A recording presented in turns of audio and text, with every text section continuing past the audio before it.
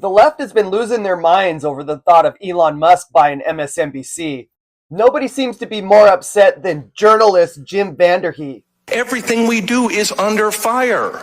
Elon Musk sits on Twitter every day, or X today, saying like, we are the media, you are the media. My message to Elon Musk is bullshit. You're not the media. You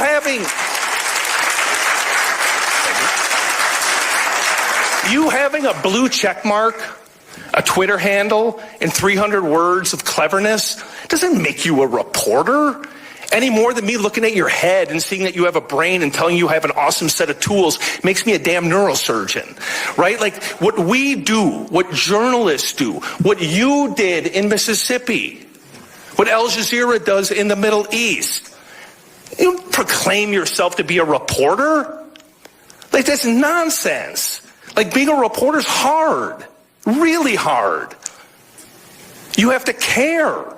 You have to do the hard work. You have to get up every single day and say, I want to get to the closest approximation of the truth without any fear, without any favoritism. You don't do that by popping off on Twitter. You don't do that by having an opinion. You do it by doing the hard work.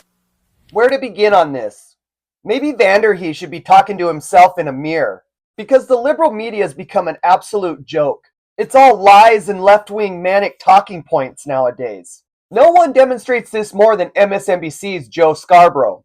Listen to his response after listening to Vanderhee's rant. First of all, I've got to say, extraordinary content. It needed to be said. Yeah. It continues to need to be said. When all of the garbage is flying around on social media, lying about reporters, lying about the hard work they do, lying about the hard work editors do, lying about everything up and down about not only their alternative set of facts, but alternative set of facts about what people like you do. What's funny about Joe Scarborough's response to Vanderhee's rant is he gave a perfect description of himself and his colleagues at MSNBC. To prove my point, let's count the number of lies that Joe Scarborough lists off during his election night tirade. We still have an electorate, 70 million plus, that will be voting for a man who said he was going to assassinate for treason the chairman of the Joint Chiefs because he didn't support him on January the 6th, who has said just in recent days he was going to execute Liz Cheney with a firing squad, 9 guns pointed and shooting at her face, a man who has said that he was going to shut down CBS because he didn't like how they edited an interview, a man who said he was going to be a dictator from day one, a man who said he was going to terminate the Constitution, a man who said he was going to use the army and he was going to use the National Guard on his political opponents. Just so it doesn't seem like I'm punching down on Joe Scarborough and the other morons at MSNBC, let's take a look at the liberal media's most recent greatest hits. But don't worry, I'll have another clip of Joe Scarborough making a fool of himself. But comparing that guy's mental state, I've said it for years now, he's cogent. But I undersold him when I said he was cogent. He's far beyond cogent. In fact, I think he's better than he's ever been. Intellectually, analytically, because he's been around for 50 years. And, you know, I don't know if people knew this or not, Biden used to be a hothead. Sometimes that Irishman would get in front of the reasoning. Sometimes he would say things he didn't want to say. This is, and I don't really, you know what, I don't really care. Start your tape right now, because I'm about to tell you the truth. And F you if you can't handle the truth. This version of Biden, intellectually, analytically, is the best Biden ever. Not a close second. And I've known him for years. The Brzezinskis have known him for 50 years.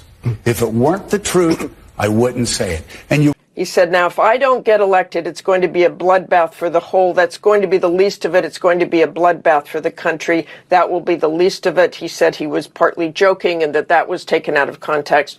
But those are indeed his words. Well, so what's interesting is this natalism that comes from an authoritarian playbook, right? That there need to be more white children, right? That's the idea that there's, you know, this is about great replacement theory, racism, right? This is what this is. So don't misunderstand it for him wanting more children. He wants a certain kind of, you know, racist You talk about moral clarity. I want to ask you about something that former President Trump recently said. He referred to migrants as, quote, poisoning the blood of our country. Welcome back to America Decides. The Atlantic magazine has new reporting that claims former President Trump praised the control Hitler had over his military.